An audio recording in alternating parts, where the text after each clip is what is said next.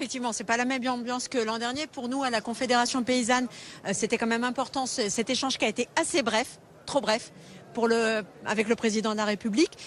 C'est important. Le salon de l'agriculture, l'essentiel, c'est pas tellement d'entendre la parole du gouvernement, des politiques ou des médias. C'est bien d'entendre que nous, agriculteurs, paysannes, paysans, on puisse s'exprimer. Qu'est-ce qu'il vous a dit précisément, Emmanuel Macron? Alors, il nous a dit très peu de choses. Très peu de choses en fait. Ça a été bref.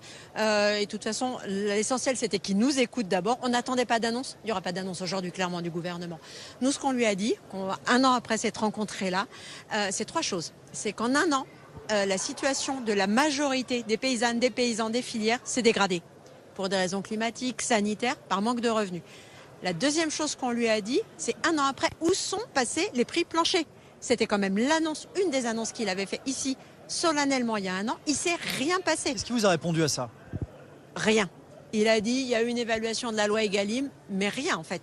Il ne peut pas répondre puisqu'il ne s'est rien passé. Le gouvernement n'a pas agi pour protéger, pour accompagner des agriculteurs et on continue aujourd'hui à travailler à perte pour rien pour certains d'entre nous.